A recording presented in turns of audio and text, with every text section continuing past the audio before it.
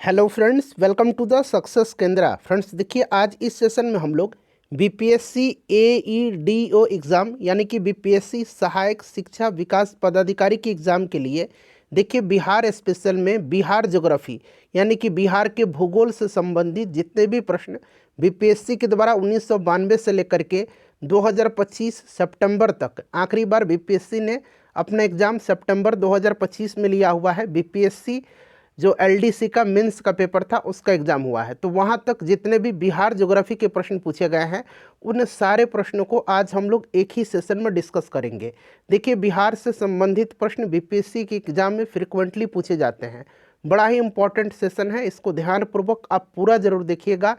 Friends, अगर आप channel पर पहली बार आए हुए हैं तो चैनल को सब्सक्राइब कर लीजिए और जो बगल में बेल आइकन है, घंटी का निशान है, उसको ज़रूर दबा लीजिए ताकि जब भी बीपीएससी एईडीओ एग्ज़ाम से रिलेटेड कोई भी इम्पोर्टेंट वीडियो अपलोड किया जाए तो उसका नोटिफिकेशन सबसे पहले आपके पास पहुंच जाए। तो चलिए फ्रेंड्स, बिना देरी किए हुए सेशन हम लोग स्टार्ट करते हैं। एक बार सभी लोग प्लीज़ पहले सेशन को लाइक कर दीजिए और जब इसको कंप्लीट देख लीजिएगा, पूरा देख लीजिएगा, तो कम से कम इसको एक ग्रुप में फ्रेंड्स ज़रूर ही शेयर कर दीजिएगा।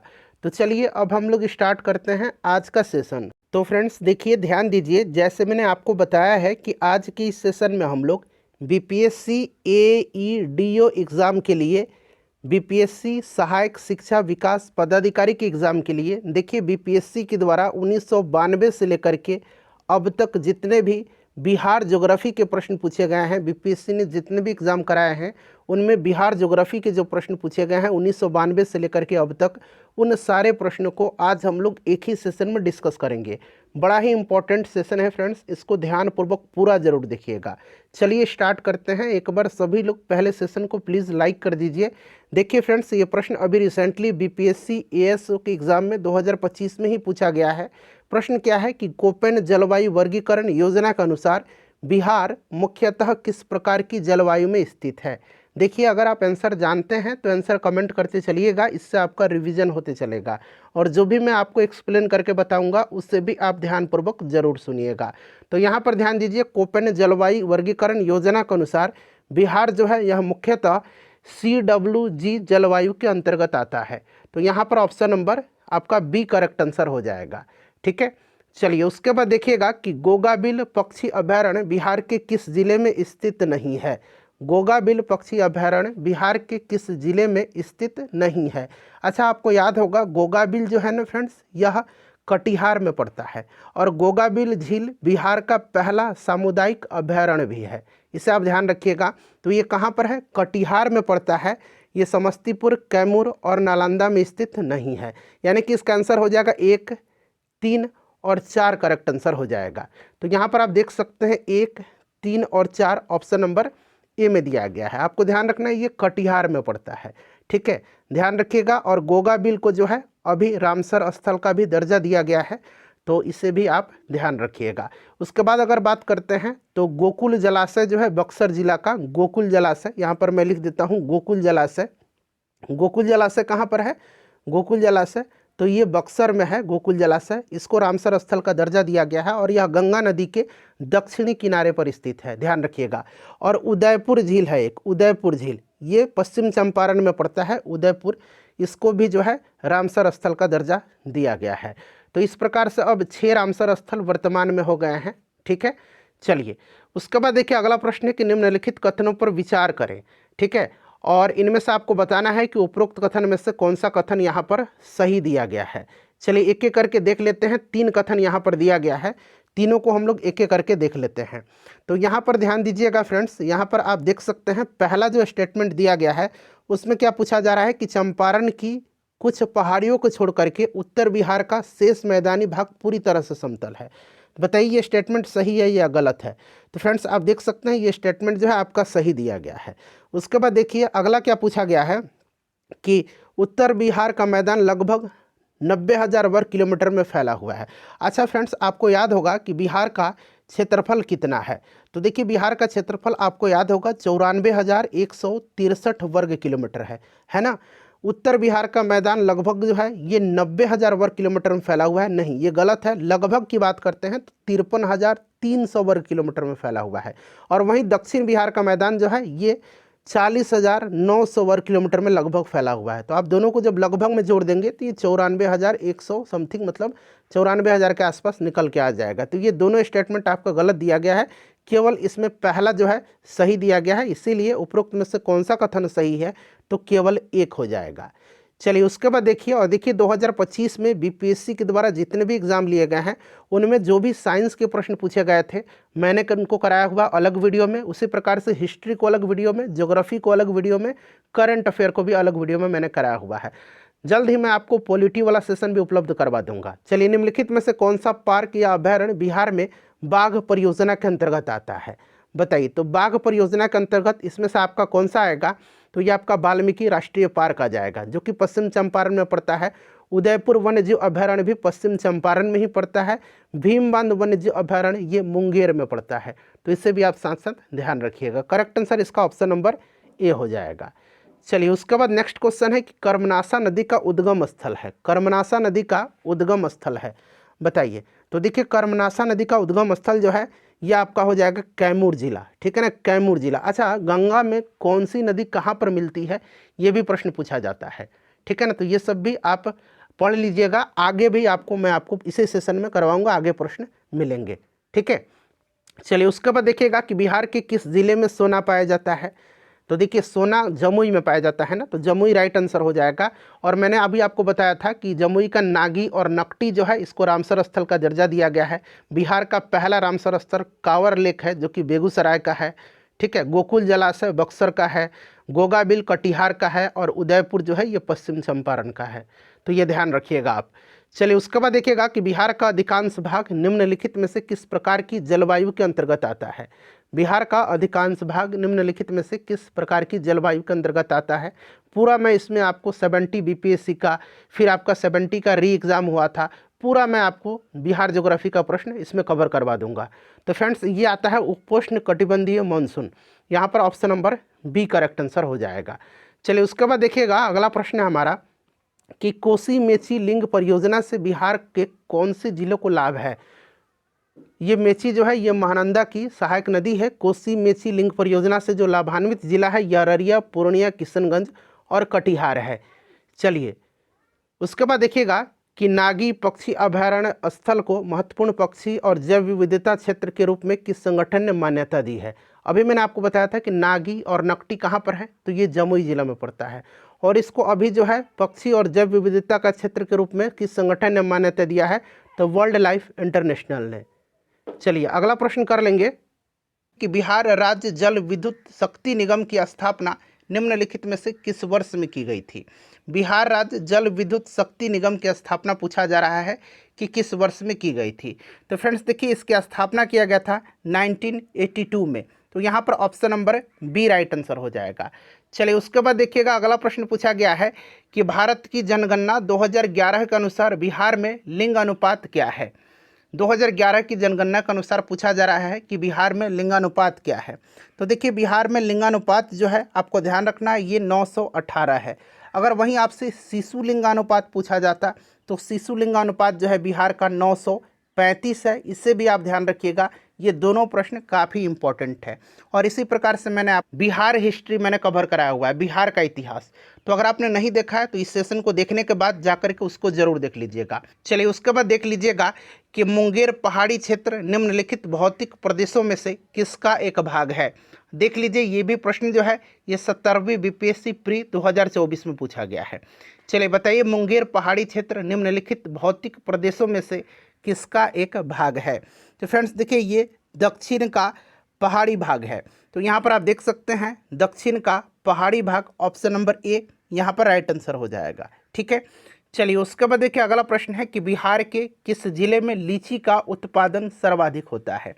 अच्छा, बिहार के किस ज़िले में गेहूं का उत्पादन ज़्यादा होता है, बिहार के किस ज़िले में जो है गन्ना का उत्पादन ज़्यादा होता है, किस ज़िले में मखाना का उत्पादन ज़्यादा होता है, ये सब पिछली बार बड़ा पूछा गया था, ठीक है।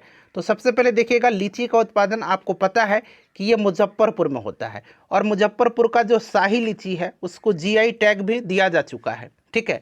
अच्छा, लीची अनुसंधान केंद्र जो है ये मुजफ्फरपुर में है, ध्यान रखना आपको, ठीक है। चलिए राष्ट्रीय लीची अनुसंधान केंद्र। उसके बाद नेक्स्ट क्वेश्चन कर लेंगे। अगला प्रश्न हमारा कि गंगा और गंडक नदियों के संगम पर आयोजित 1 महीने तक चलने वाले पशु मेले का नाम क्या है। अच्छा, ध्यान रखना, ये जो पशु मेला लगता है, पहले इसका नाम मैं आपको बता देता हूँ। इसका नाम है आपका सोनपुर मेला। अच्छा, इसको एक अन्य और नाम से जाना जाता है, हरिहर क्षेत्र का मेला। इसको हरिहर क्षेत्र के मेले के नाम से भी जाना जाता है, हरिहर क्षेत्र का मेला, ठीक है ना। और ये लगता है कहाँ, तो गंगा और गंडक नदी के संगम पर। इसे आप जरूर याद रखिएगा, ठीक है। चलिए, उसके बाद देख लीजिए अगला प्रश्न है कि 2011 की जनगणना में बिहार के निम्नलिखित जिलों में से किसमें अनुसूचित जनजाति जनसंख्या का प्रतिशत सर्वाधिक था। आप देख सकते हैं कि बिहार की जनगणना 2011 से फ्रीक्वेंटली प्रश्न पूछे। चलिए, तो यहाँ पर देखिए इसका राइट आंसर क्या हो जाएगा। तो फ्रेंड्स देखिए, इसका जो राइट आंसर हो जाएगा वो आपका हो जाएगा कटिहार में, ठीक है ना, कटिहार में। और जो मैं आंसर बता रहा हूँ आपको वो बीपीएससी ने आंसर दिया हुआ है फाइनल आंसर की में, ठीक है। चलिए, उसके बाद देख लीजिएगा कि बिहार के किस जिले में गेहूं का उत्पादन सर्वाधिक होता है। आप देख सकते हैं लगातार 17वीं बीपीएससी का प्रश्न चल रहा है। तो पहले मैं आपको 17वीं बीपीएससी में जो प्रश्न पूछे गए हैं, 17वीं बीपीएससी और जो री एग्जाम हुआ था 17वीं बीपीएससी का, उसमें जो प्रश्न पूछे गए पहले मैं आपको उनको कंप्लीट करवा दे रहा हूँ, ठीक है ना। और पूरा प्रश्न इसमें इंक्लूड है, आप निश्चिंत रहिएगा। तो देखिए, गेहूँ का उत्पादन और धान का उत्पादन सबसे ज़्यादा जो होता है ये रोहतास में होता है। गन्ना का उत्पादन सबसे ज़्यादा पश्चिम चंपारण जिला में होता है, ठीक है। चलिए, उसके बाद देख लीजिएगा अगला प्रश्न है कि बिहार में किसका भारत में वार्षिक उत्पादन का 71% हिस्सा पैदा होता है।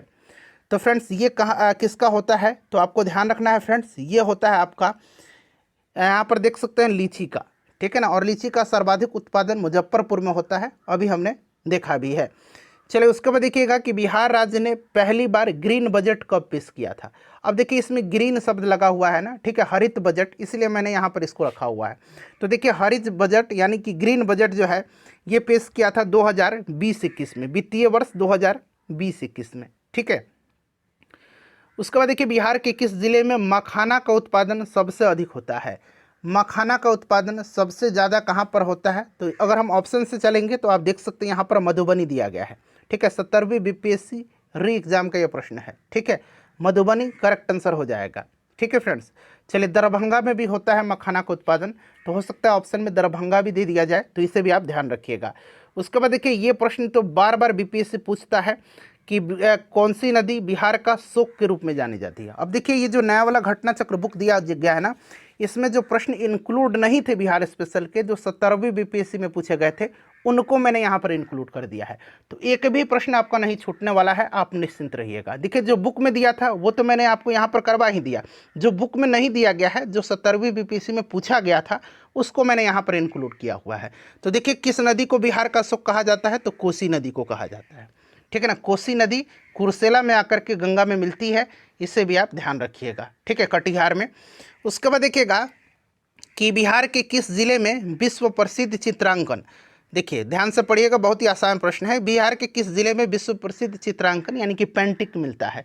कौन सा जिला है जहाँ पर जो है विश्व प्रसिद्ध पेंटिंग है, तो आपको पता है मधुबनी पेंटिंग काफ़ी फेमस है। तो यहाँ पर देखिए option D Madhubani correct answer हो जाएगा, 17वीं बीपीएससी री एग्जाम में पूछा गया है। अच्छा, सोन नदी का उत्पत्ति स्थल जो है अमरकंटक कहाँ स्थित है, तो ध्यान रखिएगा सोन नदी जो है ये मध्य प्रदेश के अमरकंटक के पास मैकाल पर्वतमाला से निकलती है, मैकाल पर्वतमाला से। तो यहाँ पर देखिए मैकाल श्रेणी राइट आंसर हो जाएगा, क्लियर।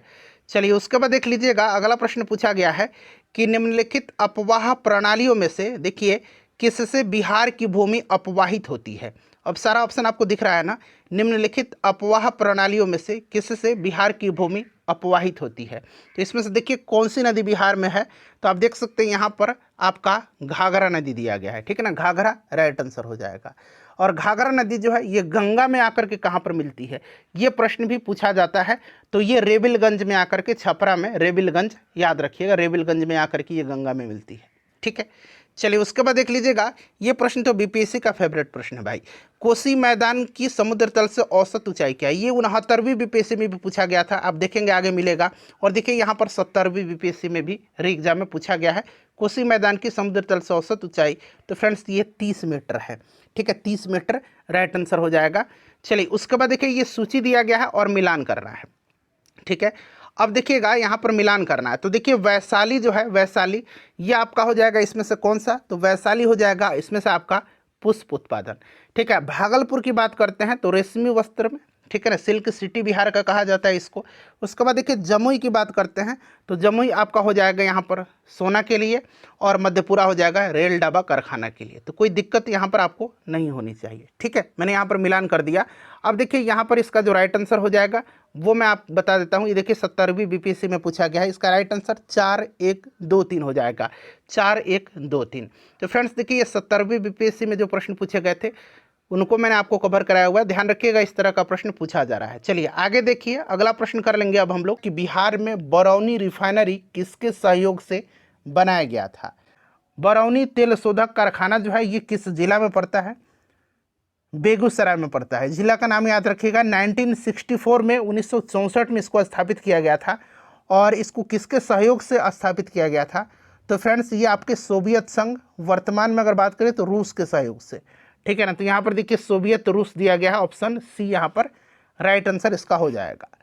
उसके बाद देखिएगा कि निम्नलिखित में से कौन सा जोड़ा जो है बिहार के दक्षिण गंगा क्षेत्र से मेल नहीं खाता है, कि निम्नलिखित में से कौन सा जोड़ा बिहार के दक्षिण गंगा क्षेत्र से मेल नहीं खाता है, दक्षिण गंगा क्षेत्र से बताइए। तो देखिए बिहार में गंगा का मैदान उत्तर में नेपाल से लेकर के दक्षिण में छोटा नागपुर पठार तक फैला है। यह बिहार के कुल भौगोलिक क्षेत्र का लगभग आधा हिस्सा है। पटना, मुंगेर, गया और अरवल जिले बिहार के दक्षिण गंगा क्षेत्र में आते हैं, जबकि वैशाली जो है यहाँ पर आप देख सकते हैं पटना वैशाली, ठीक है ना, यह आपका आता है उत्तरी गंगा क्षेत्र में। तो यहाँ पर दक्षिण गंगा क्षेत्र में मेल नहीं खाता है, तो ऑप्शन सी यहाँ पर राइट आंसर इसका हो जाएगा। चलिए फ्रेंड्स, नेक्स्ट क्वेश्चन है कि बिहार के निम्नलिखित में से किस जिले में सोना पाया जाता है। बिहार के निम्नलिखित में से किस जिले में सोना पाया जाता है, बताइए इसका करेक्ट आंसर क्या होगा। तो सोना आपको पता है जमुई में पाया जाता है, ठीक है ना, जमुई यहाँ पर राइट आंसर हो जाएगा। और जमुई में ही बिहार के नागी नकटी पक्षी अभ्यारण्य है, नागी नकटी पक्षी अभ्यारण्य है जमुई में, इसे याद रखिएगा, ठीक है ना। चलिए नेक्स्ट क्वेश्चन कर लेंगे। अगला प्रश्न है कि त्रिवेणी नहर का निर्माण निम्नलिखित में से किस नदी पर किया गया है। देखिए त्रिवेणी नहर का निर्माण जो है यह किस नदी पर किया गया है, बताइए फ्रेंड्स इसका राइट आंसर क्या होगा। तो ये गंडक नदी पर किया गया है, ठीक है ना, गंडक यहाँ पर राइट आंसर हो जाएगा। गंडक नदी पर त्रिवेणी नहर का निर्माण किया गया है, ठीक है ना, इस चीज़ को आप ध्यान रखिएगा, इंपॉर्टेंट है, पश्चिम चंपारण जिला में, ठीक है ना, त्रिवेणी नामक स्थान से जो है। चलिए उसके बाद नेक्स्ट क्वेश्चन है कि कोसी मैदान की माध्य समुद्र तल से औसत ऊंचाई है, बताइए कोसी मैदान की माध्य समुद्र तल से औसत ऊंचाई है। चलिए, और कोसी को आपको पता है बिहार का शोक कहा जाता है। यह क्षेत्र जो होता है कोसी का क्षेत्र, और उसकी सहायक नदी के द्वारा निर्मित बाढ़ की स्थिति यहाँ पर जो है सामना करना पड़ता है लोगों को।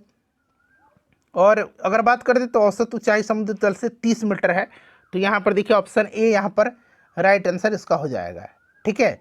और कोसी का मैदान मध्य गंगा के मैदान में स्थित है। चलिए उसके बाद नेक्स्ट क्वेश्चन करेंगे कि बिहार का प्रसिद्ध पशु मेला कार्तिक पूर्णिमा में आयोजित होता है, कहाँ पर। बिहार का प्रसिद्ध पशु मेला कार्तिक पूर्णिमा में आयोजित होता है, तो आप सभी को पता है सोनपुर में आयोजित होता है, और इसे एशिया का सबसे बड़ा पशु मेला भी माना जाता है, ठीक है। तो यहाँ पर देखिए सोनपुर राइट आंसर हो जाएगा। चलिए उसके बाद देखिए दक्षिण बिहार में प्रचलित परंपरागत जल संरक्षण सिंचाई पद्धति कहलाती है। दक्षिण बिहार में कहाँ पर, दक्षिण बिहार में प्रचलित परंपरागत जल संरक्षण सिंचाई पद्धति क्या कहलाती है, तो फ्रेंड्स इसको कहा जाता है आहर पाइन, इसको कहा जाता है आहर पाइन, ठीक है। इसमें जल संसाधनों के प्रबंधन के हेतु प्रतिधारणा तालाबों एवं जो नहर हैं इनका प्रयोग किया जाता है, आहर पाइन।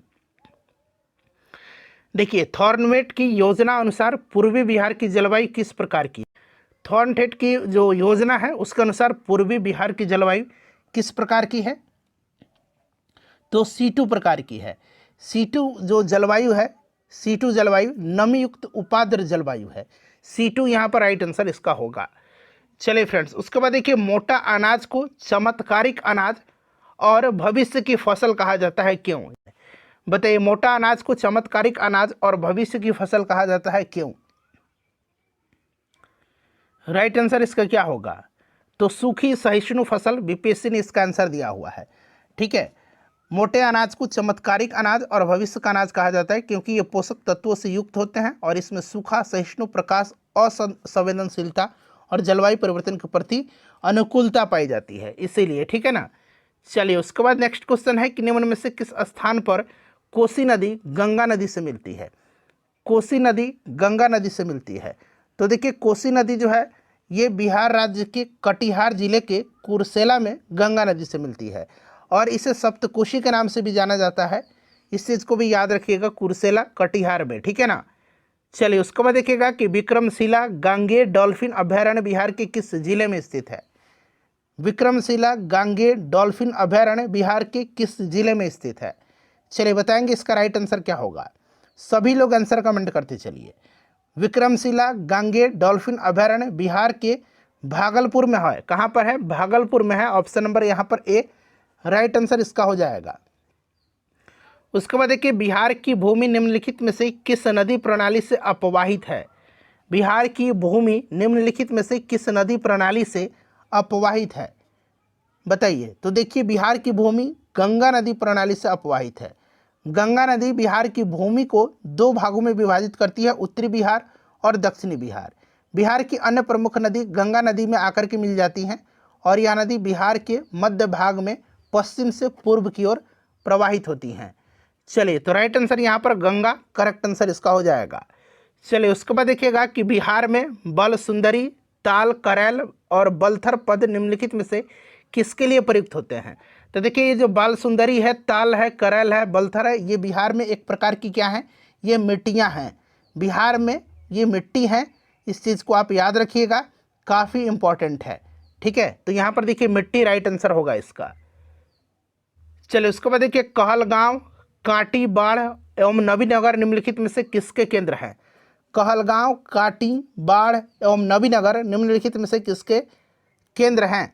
तो आप सभी को पता है, कहलगांव जो है भागलपुर में पड़ता है, कांटी मुजफ्फरपुर में, बाढ़ पटना में, नवीनगर औरंगाबाद में। यहाँ पर जो है ताप विद्युत शक्ति केंद्र हैं। ठीक है ना, ताप विद्युत शक्ति केंद्र हैं यहाँ पर, आप सभी को पता है। ठीक है। चलिए, उसके बाद नेक्स्ट क्वेश्चन है हमारा कि बिहार के निम्नलिखित में से कौन जो है वस्त्र उद्योग का केंद्र है? वस्त्र उद्योग का केंद्र यहाँ पर पूछा जा रहा है, बताइए। अच्छा, सिल्क वस्त्र उद्योग पूछता तब भागलपुर आप लगा सकते थे, क्योंकि भागलपुर को बिहार का सिल्क सिटी कहा जाता है, लेकिन केवल यहाँ पर वस्त्र उद्योग पूछ रहा है। तो बिहार में वस्त्र उद्योग के प्रमुख केंद्र भागलपुर में भी है और गया में भी है। ठीक है ना। गया जिला स्थित मानपुर क्षेत्र सूती वस्त्र उद्योग का भी एक प्रमुख केंद्र है। क्लियर। और बिहार में वस्त्र उद्योग के अंतर्गत हथकरघा, रेशम एवं जूट उद्योग सम्मिलित है। इस प्रकार से अगर आंसर इसका देखा जाए तो एक से अधिक इसका आंसर होना चाहिए। ठीक है ना, इस चीज़ को आप याद रखिएगा। चलिए, उसके बाद नेक्स्ट क्वेश्चन है हमारा कि बिहार के निम्न हिस्सों में से कौन सा हिस्सा भूतात्विक दृष्टि से अपेक्षाकृत पुराना है? बिहार के निम्नलिखित हिस्सों में से कौन सा हिस्सा भूतात्विक दृष्टि से अपेक्षाकृत पुराना है? तो देखिए, यहाँ पर अगर हम बात करते हैं तो राइट आंसर खड़गपुर की पहाड़ियाँ होगा।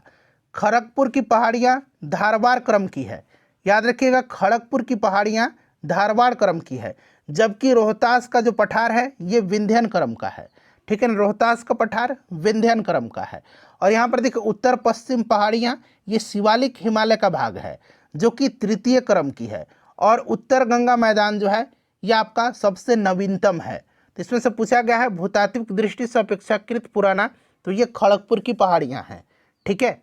चलिए फ्रेंड्स, उसके बाद देखिए, निम्नलिखित में से कौन सा जिला धारवाड़ भूस्तरीय रचना वाला नहीं? तो देखिए, इसमें से पूछा गया है कि कौन सा जिला धारवाड़ भूस्तरीय रचना वाला नहीं है। देखिए, नहीं पूछा गया, इस चीज़ को ध्यान रखिएगा। तो देखिए फ्रेंड्स, इसमें से आपका अगर हम बात करें तो बिहार में धारवाड़ भूस्तरीय रचना वाले जिले दक्षिण पूर्व बिहार में आते हैं, जबकि रोहतास दक्षिण पश्चिम बिहार का भाग है, इसीलिए यहाँ पर इसका आंसर रोहतास होगा। रोहतास क्षेत्र में विंध्यन क्रम की चट्टानें पाई जाती हैं। ठीक है ना, अभी मैंने बताया था कि रोहतास का पठार जो है ये विंध्य क्रम की है। ठीक है, और इस क्षेत्र में विंध्यम क्रम की चट्टानें पाई जाती हैं। बिहार में विंध्यम क्रम की चट्टान कैमूर और सोन नदी घाटी रोहतास में पाई जाती हैं, इसीलिए इसका आंसर ऑप्शन नंबर बी होगा। चलिए फ्रेंड्स, उसके बाद देखिएगा कि बिहार के निम्नलिखित जिलों में से किस जिलों में ही पिडमेंट स्वैम्प मिट्टी पाई जाती है? तो बताइए, बिहार के किस जिले में पिडमोंट स्वैम्प मिट्टी पाई जाती है? बताइए। पिडमेंट स्वैम्प मिट्टी यानी कि पिडमेंट दलदली मिट्टी जो आपके पश्चिम चंपारण जिले के पश्चिमोत्तर भाग में पाई जाती है, और एक तराई मिट्टी है। बिहार में 3 प्रकार की मिट्टी है, पिडमेंट, एक स्वैम्प मिट्टी, दलदली मिट्टी, तराई मिट्टी और गंगे जलोढ़ मिट्टी, ठीक है ना। तो ये आपका पिडमेंट स्वैम्प मिट्टी जो है ये आपके पश्चिम चंपारण में पाई जाती है, इस चीज़ को आप ध्यान रखिएगा। तराई मिट्टी जो नेपाल की सीमा के साथ उत्तरी भाग में पाई जाती है, और गंगे जलोढ़ मिट्टी बिहार का मैदान गंगेटिक जलोढ़ दोनों नए और साथ ही पुराने से आच्छादित है, ठीक है, खादर और बांगर से। देखिए ब्रह्मयोनी हिल्स जो है यह बिहार के किस जिला में है? तो मैंने कई बार आपको बताया था कि ब्रह्मयोनी हिल्स जो है ये बिहार में कहाँ पर है, तो ब्रह्मयोनी गया में है, ठीक है ना। प्रेतशिला, रामशिला ये सारे हिल्स गया में हैं, तो यहाँ पर देखिए गया राइट आंसर हो जाएगा। डुंगेश्वरी भी गया में है, ठीक है। चलिए उसके बाद नेक्स्ट क्वेश्चन हमारा कि निम्नलिखित में से कौन सी नदी फतुहा के पास गंगा में मिलती है? निम्नलिखित में से कौन सी नदी जो है ये फतुहा के पास गंगा में मिलती है? तो फ्रेंड्स यह नदी जो है कौन सी नदी है? तो यह पुनपुन नदी है। पुनपुन नदी छोटा नागपुर पठार पलामू झारखंड से निकल करके बिहार के औरंगाबाद जिले में प्रवेश करती है और पटना जिले के फतुहा के समीप गंगा में मिल जाती है, ठीक है ना। तो यहाँ पर देखिए पुनपुन राइट आंसर इसका होगा। उसके बाद देखिए निम्नलिखित में से बिहार का कौन सा भू आकृतिक खंड झारखंड के साथ अपनी सीमा साझा नहीं करता है? बताइए निम्नलिखित में से बिहार का कौन सा भू आकृतिक खंड झारखंड के साथ अपनी सीमा साझा नहीं करता है? तो देखिए बिहार का मिथिला का मैदान जो है यह भू आकृतिक खंड झारखंड के साथ अपनी सीमा साझा नहीं करता है, मिथिला मैदान। बाकी गंगा सोन विभाजन, अंग मैदान और मगध मैदान ये झारखंड के साथ अपनी सीमा साझा करते हैं, ठीक है ना। ये वाला मिथिला मैदान नहीं करता है। नेक्स्ट क्वेश्चन है कि गंगा नदी की दियारा भूमि का नामकरण निम्नलिखित में से किससे संबद्ध है? निम्नलिखित में से देखिए गंगा नदी की दियारा भूमि का नामकरण किससे संबद्ध है? तो फ्रेंड्स ये आपका दिया से संबद्ध है, ठीक है ना। दिया और दियारा भूमि का वह टुकड़ा है जो दशकों से रेत के जमाव के परिणाम स्वरूप गंगा नदी के बीच में बना हुआ है। दियारा शब्द दिया से लिया गया है जिसका अर्थ है मिट्टी की दीपिका, तो यहाँ पर दिया राइट आंसर होगा इसका। चलिए उसके बाद देखिए निम्नलिखित में से कौन सी वस्तु बिहार के भौगोलिक संकेतक यानी कि जीआई टैग के रूप में पंजीकृत नहीं है? तो बिहार में अगर हम बात करते हैं जीआई टैग में, तो बिहार में आपको पता है क्या क्या है, बताइए। कतरनी चावल है, यहाँ पर कटनी चावल है, कतरनी चावल, ठीक है ना, कतरनी चावल भी याद रखिएगा। जर्दालू आम भी है, मुगा रेशम भी है, मगही पान है, सिलाव खाजा है, शाही लीची है, मिथिला मखाना है, मिर्चा चावल है जो अभी रिसेंटली पश्चिम चंपारण के मिर्चा चावल को दिया गया है, ये सब हैं, ठीक है ना, याद रखिएगा। तो यहाँ पर देखिए एक से अधिक नहीं पूछा गया क्योंकि ये सारे के सारे हैं, इसीलिए इनमें से कोई नहीं यहाँ पर राइट आंसर होगा, इनमें से कोई नहीं, ठीक है ना। चलिए उसके बाद देखिएगा कि बिहार में गंगा नदी में मिलने वाली सोन नदी का उद्गम स्थल है। ये प्रश्न अभी इस बार भी पूछा गया है 1 to 5 टीचर एग्जाम में कि सोन नदी का उद्गम स्थल कहाँ पर है, ठीक है ना। और ऑप्शन में आपको अमरकंटक की पहाड़ी दिया गया था। देखिए सोन नदी छत्तीसगढ़ में अमरकंटक पहाड़ी के समीप से निकलती है और यह बिहार के पटना के समीप गंगा नदी में मिल जाती है, ठीक है ना। इस चीज़ को आप याद रखिएगा, तो अमरकंटक यहाँ पर राइट आंसर होगा। देखिए बिहार के निम्न प्रशासनिक विभागीय जोड़ों में से किस जोड़े से गंगा नदी नहीं बहती है? प्रशासनिक विभागीय जोड़े पूछा गया है। देखिए अगर हम बात करते हैं तो गंगा नदी अपने यात्रा के क्रम में बक्सर, भोजपुर, सारण, पटना, वैशाली, समस्तीपुर, बेगूसराय, खगड़िया, मुंगेर, भागलपुर, कटिहार इन सब जिलों से होकर के बहती है। और आप देखेंगे तो कोसी और मगध का जो क्षेत्र है ना वहाँ से ये नहीं बहती है, कोसी और मगध क्षेत्र से, ठीक है ना। इस चीज़ को आप याद रखिएगा। चलिए उसके बाद नेक्स्ट क्वेश्चन हमारा कि बिहार राज्य में गंगा के किनारे स्थित झीलों की संख्या कितनी है? तो बिहार राज्य में गंगा के किनारे स्थित जो जिले हैं ये कितने हैं, यानी कि बिहार राज्य में कितने जिले गंगा नदी के तट पर अवस्थित हैं? तो याद रखिएगा ये 12 जिले हैं, उंगली पर काउंट करिए 12। बिहार का भूगोल अगर आपका ठीक ठाक होगा तो आपको 12 जिले याद होंगे। सारण, बक्सर, भोजपुर, पटना, वैशाली, समस्तीपुर, बेगूसराय, लखीसराय, मुंगेर, खगड़िया, भागलपुर और कटिहार। अब कुछ लोगों को समस्तीपुर में डाउट हो जाएगा, बिल्कुल बहती है वहाँ से। बिहार का भूगोल आप ठीक से पढ़िएगा। देखिए बिहार के किस जिले में गंगा नदी सबसे लंबी है? बिहार के किस जिले में गंगा नदी सबसे लंबी है? तो सबसे लंबी जो है फ्रेंड्स ये पटना में है, ठीक है ना, पटना में, और दूसरे स्थान पर भागलपुर आता है। तो ठीक है, पटना याद रखिएगा। देखिए बिहार में प्रवाहित होने वाली निम्न नदियों में से उत्तर की ओर प्रवाहित होने वाली कौन सी नदी है? उत्तर की ओर, ठीक है ना, यानी कि उत्तर की ओर प्रवाहित हो रही है। तो इसमें से अगर हम बात करें, जो विकल्प में आप देख रहे हैं बागमती, कमला, कोसी, गंडक, इन नदियों की बात करते हैं तो ये नदियाँ उद्गम स्थल से दक्षिण दिशा की ओर प्रवाहित होती है, ठीक है ना, और ये सहायक या उपसहायक नदी के रूप में अंततः गंगा में आकर के मिल जाती हैं। सोन, पुनपुन आदि नदियाँ उद्गम स्थल से उत्तर की ओर प्रवाहित होती है। सोन, पुनपुन, तो अगर सोन, पुनपुन तो ऑप्शन में है ही नहीं, तो उपरोक्त में से कोई नहीं यहाँ राइट आंसर हो जाएगा, क्योंकि ये नदियाँ जो हैं यह उद्गम स्थल से दक्षिण की ओर प्रवाहित होती है। चलिए उसके बाद नेक्स्ट क्वेश्चन है कि बिहार का शोक किस नदी को कहा जाता है? बिहार का शोक जो है ये किस नदी को कहा जाता है? बिहार का शोक कहा जाता है कोसी नदी को, ठीक है ना, कोसी नदी को कहा जाता है। इस चीज़ को आप याद रखिएगा, कोसी नदी राइट आंसर हो जाएगा। उसके बाद देखिएगा कोपेन की जलवायु वर्गीकरण के अनुसार, कोपेन की जलवायु वर्गीकरण के अनुसार उत्तर बिहार की जलवायु किससे प्रदर्शित की जा सकती है? उत्तर बिहार की जलवायु पूछा गया है, ठीक है ना, उत्तर बिहार की जलवायु। कोपेन की जलवायु वर्गीकरण के अनुसार उत्तर बिहार की जलवायु को CWG से प्रदर्शित किया जा सकता है। CWG याद रखिएगा, ठीक है ना। चलिए फ्रेंड्स, अगला प्रश्न है कि बिहार के किस कृषि जलवायु क्षेत्र में सबसे अधिक जिले हैं? बिहार के किस कृषि जलवायु क्षेत्र में सबसे अधिक जिले हैं? बताएंगे इसका राइट आंसर क्या होगा। तो देखिए बिहार कृषि जलवायु क्षेत्र 4 में आता है। बिहार जो है कृषि जलवायु क्षेत्र 4 में आता है। मध्य गंगा का मैदानी क्षेत्र कहा जाता है इसको। और यहाँ पर अगर हम बात करते हैं तो आपको याद होगा कि बिहार की किस कृषि जलवायु क्षेत्र में सबसे अधिक जिले हैं। तो फ्रेंड्स ये आपके उत्तर पश्चिम जलवायु क्षेत्र है, ठीक है ना, उत्तर पश्चिम जलवायु क्षेत्र है। उत्तर पश्चिम जोन में कुल 12 जिले शामिल हैं, ठीक है ना, तो उत्तर पश्चिम यहाँ पर राइट आंसर इसका हो जाएगा। चलिए उसके बाद नेक्स्ट क्वेश्चन कर लेंगे हम लोग। नेक्स्ट क्वेश्चन हम लोग कर लेंगे, अगला प्रश्न हमारा कि मुजफ्फरपुर, दरभंगा तथा चंपारण जिला में कौन सी मिट्टी अधिकांशतः पाई जाती है? मुजफ्फरपुर, दरभंगा तथा चंपारण जिलों में कौन सी मिट्टी अधिकांशतः पाई जाती है? तो फ्रेंड्स ये कौन सी मिट्टी है? तो ये नवीन जलोढ़क मिट्टी पाई जाती है, ठीक है ना। गंडक, बूढ़ी गंडक, बागमती आदि नदियों के द्वारा प्रत्येक वर्ष बाढ़ के पानी में लाए गए जो मलबा और गाद के निक्षेपण से नवीन जलोढ़ मिट्टी जो है इसको खादर कहा जाता है, इसका निर्माण होता है, ठीक है ना। और यह मिट्टी धान, गेहूँ, पटसन, गन्ना जैसे फसलों के उत्पादन के लिए काफ़ी सहायक होती है। चलिए उसके बाद नेक्स्ट क्वेश्चन हमारा कि बिहार का सर्वाधिक जूट उत्पादक जिला कौन सा है? बिहार का सर्वाधिक जूट उत्पादक जिला कौन सा है बताइए। तो सबसे ज़्यादा जूट का उत्पादन पूर्णिया में होता है, ठीक है। चलिए उसके बाद देखिएगा कैमूर पठार किसके लिए प्रसिद्ध है? कैमूर पठार जो है यह किसके लिए प्रसिद्ध है? तो कैमूर का पठार जो है यह प्रसिद्ध किसके लिए है बताइए। तो फ्रेंड्स यह चूना पत्थर के लिए फेमस है, चूना पत्थर राइट आंसर इसका हो जाएगा। चलिए निम्नलिखित झीलों में से कौन सी बिहार में स्थित है? कौन सी झील इसमें से बिहार में है? तो देखिए इसमें से बताइए कौन सी झील है। तो यहाँ पर आप देखेंगे तो अनुपम झील बिहार में स्थित है। अनुपम झील जो है ये बिहार में है और यह झील कैमूर वन्यजीव अभयारण्य की सीमा में स्थित है, ठीक है। तो यहाँ पर देखिए अनुपम झील है, याद रखिएगा, ठीक है। कांवर झील बेगूसराय में पड़ता है, इसे भी आप याद रखिएगा, कांवर झील, ठीक है।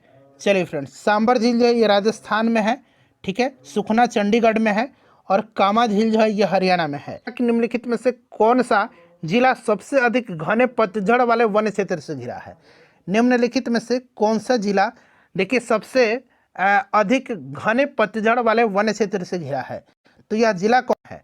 पश्चिम चंपारण यहाँ पर राइट आंसर इसका हो जाएगा, पश्चिम चंपारण करेक्ट आंसर हो जाएगा। उसके बाद देखिए निम्नलिखित में से कौन सा शहर बिहार के सबसे पूर्वी भाग में स्थित है? सबसे पूर्वी भाग में कौन सा स्थित है? बिहार के सबसे पूर्वी भाग में जो स्थित जो शहर है वो कौन सा है? तो फ्रेंड्स यह कटिहार है। कटिहार के दक्षिण पश्चिम में भागलपुर और दक्षिण पूर्व में पूर्णिया स्थित है, ठीक है ना। तो यहाँ पर देखिएगा कटिहार राइट आंसर इसका होगा। उसके बाद देखिए बिहार राज्य का कुल भौगोलिक क्षेत्रफल कितना है? अभी मैंने आपको बताया था कि बिहार का कुल भौगोलिक क्षेत्रफल कितना है।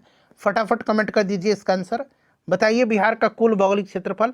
तो 94,163 वर्ग किलोमीटर है, ठीक है ना। चलिए उसके बाद देखिएगा कि बिहार का तराई प्रदेश विस्तृत है।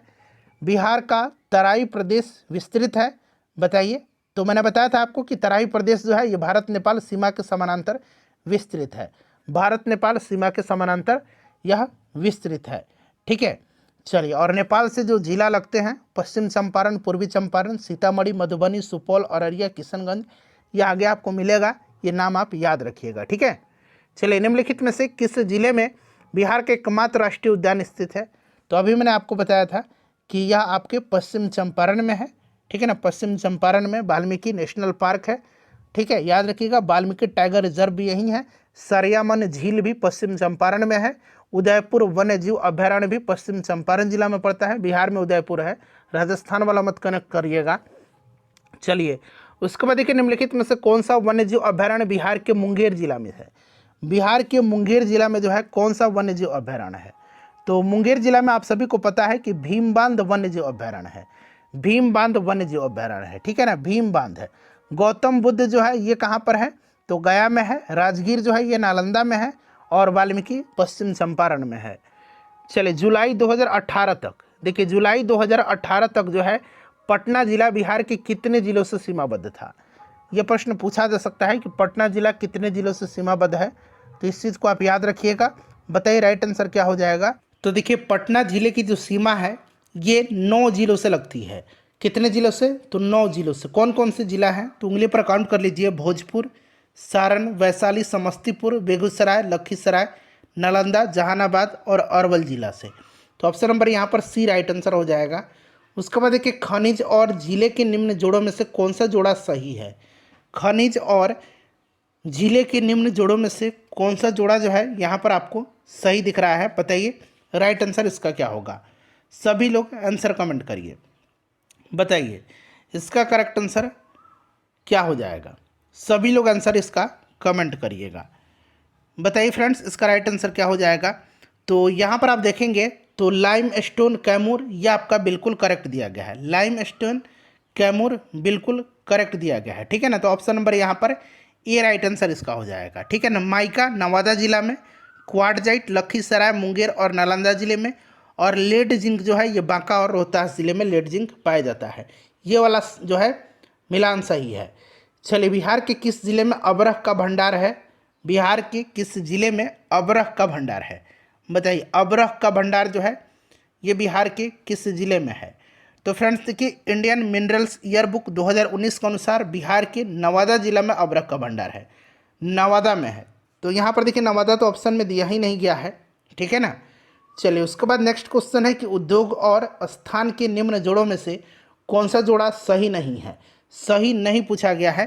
तो यहाँ पर देखिएगा, इसमें से सही जो नहीं है ये आपका देखिए रेल डिब्बा और अभियांत्रिकी भागलपुर। ठीक है ना, ये वाला आपका सही नहीं दिया गया है। ठीक है ना, रेल डिब्बा और अभियांत्रिकी उद्योग मुजफ्फरपुर और मोकामा में स्थित है। ठीक है ना, बाकी देखिए oil refinery Barauni, cement Banjari और फर्टिलाइजर भराही, ये सब सही है, ये वाला सही नहीं है। बिहार की सीमा से लगने वाले भारत के राज्यों की संख्या कितनी है? राज्यों की संख्या पूछा रहा है। तो राज्य कौन कौन से हैं बिहार से लगने वाले? तो उत्तर प्रदेश, पश्चिम बंगाल और झारखंड है। 3 राज्य हैं। तो ऑप्शन में 3 होना चाहिए था, क्योंकि ये बहुत पहले का प्रश्न है। ठीक है ना, तो 3 यहाँ पर राइट आंसर इसका होगा। ठीक है ना, ध्यान रखिएगा। चलिए, उसके बाद नेक्स्ट क्वेश्चन कर लेंगे हम लोग। अगला प्रश्न है हमारा कि निम्नलिखित नदियों में से कौन बिहार में गंगा में मिलती हैं? निम्नलिखित नदियों में से कौन जो है बिहार में गंगा से मिलती है? तो बिहार में गंगा से ये सारी की सारी नदियाँ मिलती हैं। गंडक, सोन, घाघरा, पुनपुन, ये सब आकर के गंगा में ही मिलती हैं। ठीक है, तो इस चीज़ को आप याद रखिएगा फ्रेंड्स, इम्पॉर्टेंट है। ठीक है, चलिए, उसके बाद नेक्स्ट पुनपुन मैंने बताया था कि फतुआ में आकर के गंगा नदी में मिलती है। ठीक है, सोन पटना के निकट आकर के मिल जाती है। उसके बाद घाघरा नदी जो है ये सारण में रिविलगंज, घाघरा, सरयू, ये आकर के मिलती हैं। ठीक है, चले, तो 1 2 3 4 राइट आंसर हो जाएगा। उसके बाद देखिए, बिहार का पहला रामसर स्थल कौन सा है? बिहार का पहला जो रामसर स्थल है ये आपको पता है, ये कांवर झील है, और यह कांवर झील बेगूसराय जिला में पड़ता है। इस चीज़ को आप याद रखिएगा। तो यहाँ पर देखिए कांवर झील राइट आंसर हो जाएगा। बिहार के किस जिले में सबसे अधिक सोने का भंडार मिला है?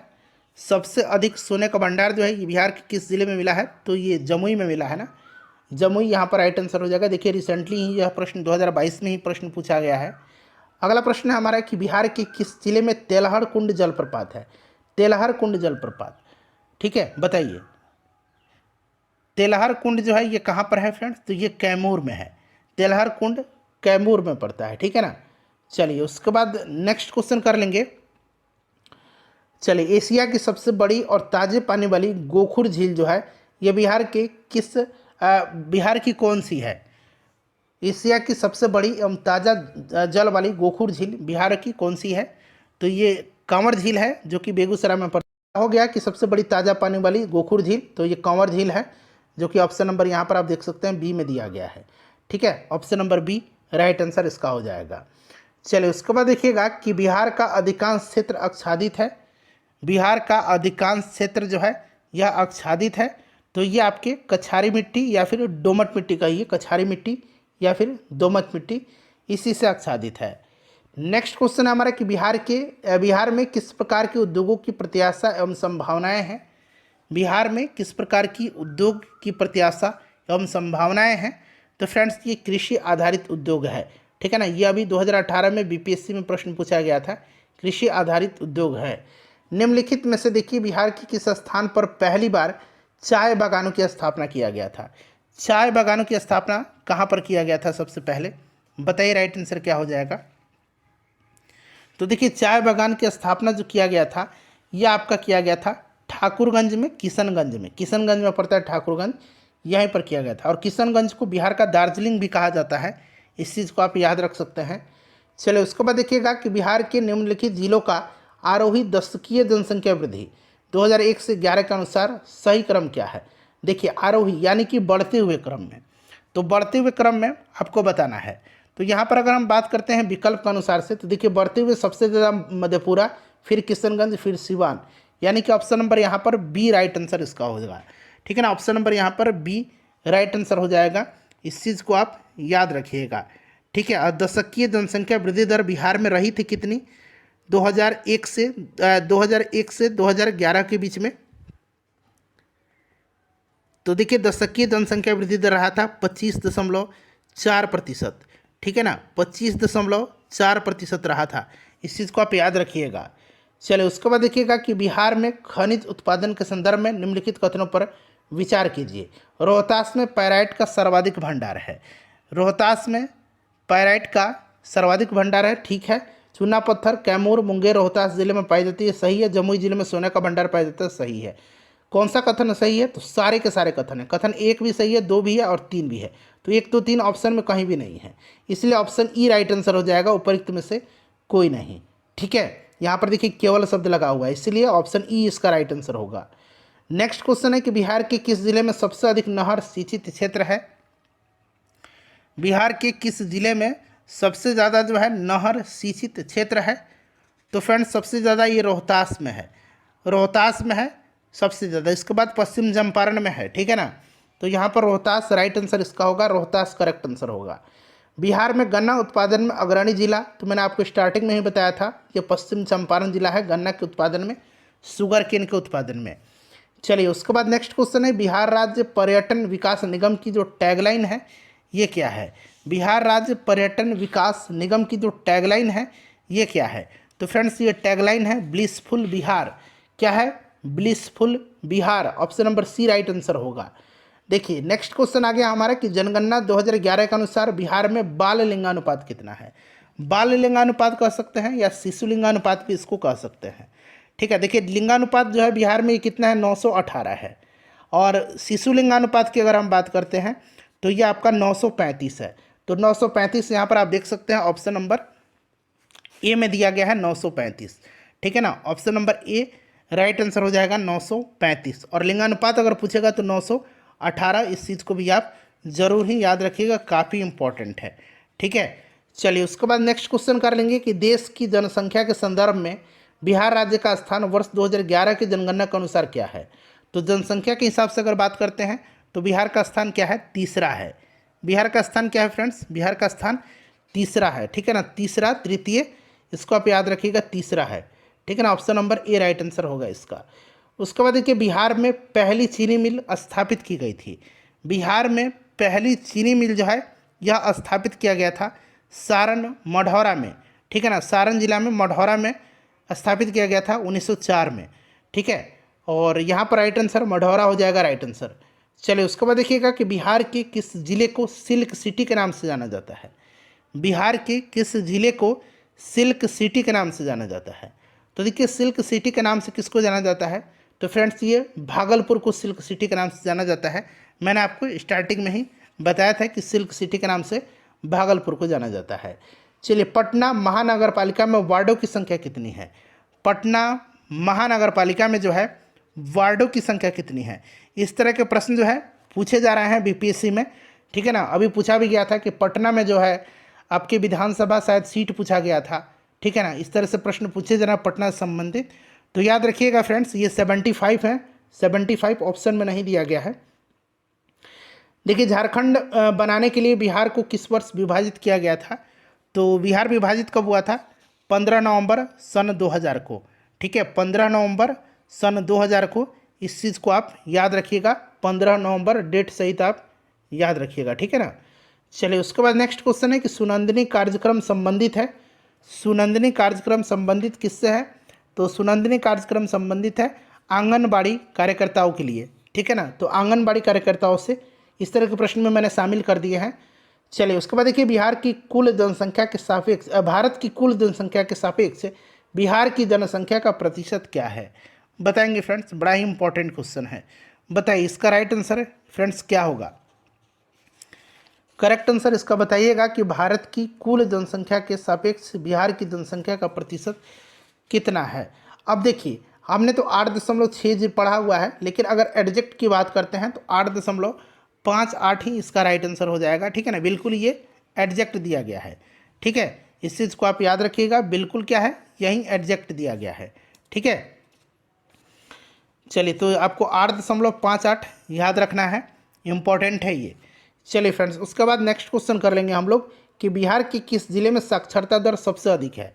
देखिए साक्षरता दर की बात करते हैं अगर हम बिहार में, तो बिहार में साक्षरता दर कितना है बताइए। तो साक्षरता दर सबसे पहले जान लीजिए बिहार में 61.8% है, और इसमें से पुरुष साक्षरता दर 71.2% है, और महिला साक्षरता दर 51.5% है, ठीक है ना। इस चीज़ को आप याद रखिएगा। और सबसे ज़्यादा जो साक्षर जिला है बिहार का वो कौन सा है? तो सबसे ज़्यादा जो साक्षर जिला है फ्रेंड्स, सर्वाधिक साक्षरता जो है ये रोहतास में है, और रोहतास में लगभग 73.4% है रोहतास में, ठीक है। तो यहाँ पर तो कोई भी ऑप्शन सही नहीं है, ठीक है ना, क्योंकि यहाँ पर 70 दिया गया है, आसपास 73.4 के अप्रॉक्स में है। इस तरह से इसको आप ध्यान रखिएगा। सबसे कम पूर्णिया में साक्षरता दर है। सबसे देखिए साक्षरता दर सबसे ज़्यादा रोहतास में, पुरुष साक्षरता भी रोहतास में, महिला साक्षरता भी रोहतास में। अब बात करते हैं न्यूनतम साक्षरता पूर्णिया में। सबसे न्यूनतम पुरुष साक्षरता पूर्णिया में, और सबसे न्यूनतम महिला साक्षरता सहरसा में। इस चीज़ को आप ध्यान रखिएगा। देखिए भारत के राज्यों में निम्नतम साक्षरता दर 2011 की जनगणना की दृष्टि से बिहार का स्थान, तो सबसे ज़्यादा साक्षर केरल था और सबसे कम बिहार है, ठीक है ना। तो यहाँ पर आपका नीचे से पहला जो होगा ये इसका राइट आंसर हो जाएगा, ठीक है। चलिए उसके बाद अगला प्रश्न हमारा कि बिहार की जनगणना 2011 के अनुसार बिहार में महिला साक्षरता दर कितना है? तो अभी मैंने बताया था 51.5%, जो कि आप देख सकते हैं ऑप्शन नंबर यहाँ पर डी में दिया गया है, ठीक है ना। 51.5% महिला साक्षरता दर है, और पुरुष साक्षरता दर 71.2%, ठीक है। ओवरऑल साक्षरता दर 61.8%। ये सब आप यहाँ पर देखिए दिया भी गया है सब, ठीक है। चलिए उसके बाद देखिएगा 2011 की जनगणना के अनुसार बिहार की किस जिले में सर्वोच्च घनी आबादी यानी कि प्रति वर्ग किलोमीटर दर्ज की गई है, यानी कि आप कह सकते हैं कि जनसंख्या का घनत्व तो पूछा जा रहा है। तो सबसे ज़्यादा जो अगर हम बात करते हैं जन घनत्व वाला, तो ये शिवहर है। शिवहर में कितना घनत्व है? तो इसको याद रखिएगा 1880 है, 1880 सबसे ज़्यादा। और सबसे कम कहाँ पर है? तो कैमूर में है, मात्र 488, ठीक है। ये सब मैं आपको 2011 की जनगणना के अनुसार बता रहा हूँ, ठीक है ना। इस चीज़ को आप याद रखिएगा, काफ़ी इंपॉर्टेंट क्वेश्चन है ये। चलिए फ्रेंड्स उसके बाद नेक्स्ट क्वेश्चन कर लेंगे कि भारतीय जनगणना 2011 के अनुसार बिहार राज्य में लिंगानुपात क्या है।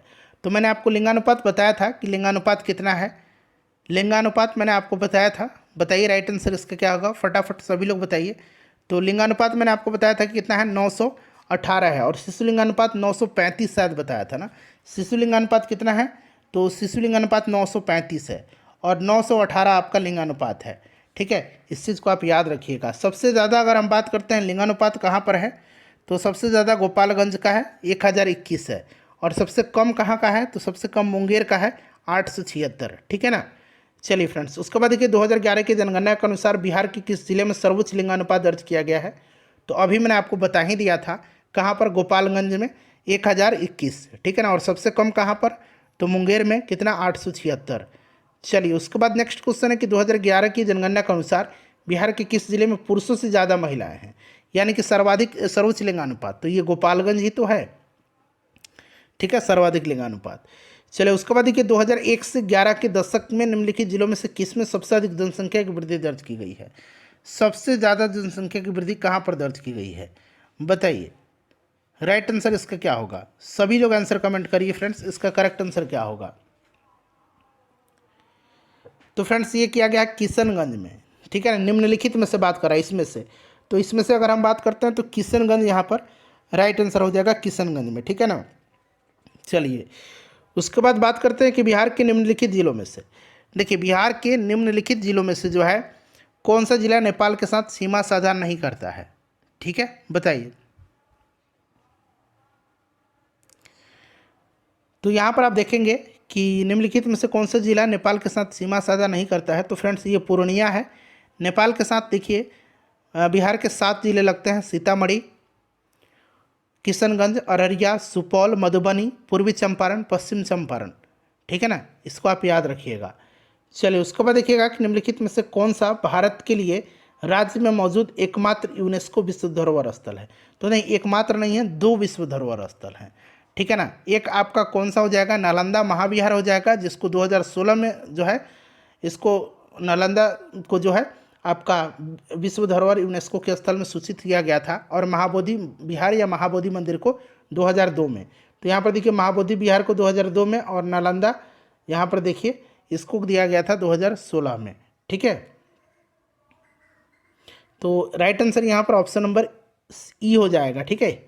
चलिए उसके बाद देखिएगा कि बाढ़ सुपर थर्मल पावर स्टेशन जो है ये किस राज्य में है, तो बाढ़ जो है ये आपको पता है ना कि ये बिहार में पड़ता है, और बिहार में ये पटना में पड़ेगा, ठीक है ना।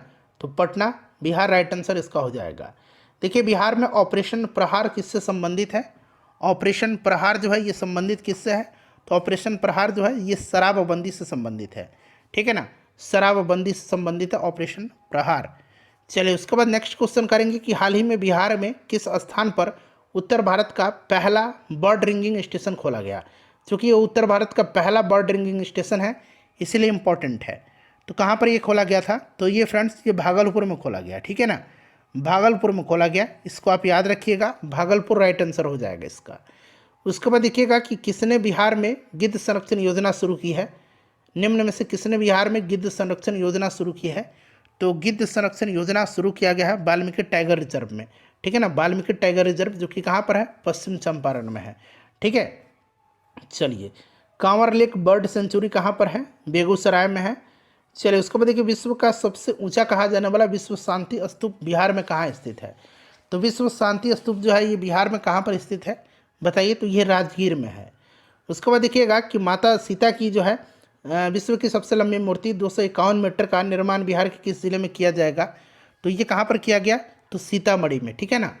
चलिए उसके बाद देखिएगा कि नौ नालंदा महाविहार जो ये किसके लिए विख्यात है, नौ नालंदा महाविहार जो है ये किसके लिए फेमस है, तो फ्रेंड्स यह फेमस है पाली अनुसंधान के लिए, पाली अनुसंधान के लिए ये फेमस है, नौ नालंदा महाविहार पाली अनुसंधान संस्थान के लिए, ठीक है ना। चलिए उसके बाद देखिएगा कि बिहार के उद्योगों का कमिश्नरी दफ्तर कहाँ पर है, तो बिहार में उद्योगों का जो कमिश्नरी दफ्तर है ये कहाँ पर है, तो कमिश्नरी कार्यालय जो है ये पटना में स्थित है, पटना राइट आंसर हो जाएगा। तो फ्रेंड्स देखिए बिहार से के भूगोल से संबंधित, बिहार ज्योग्राफी से संबंधित जितने भी प्रश्न अब तक पूछे गए थे मैंने कवर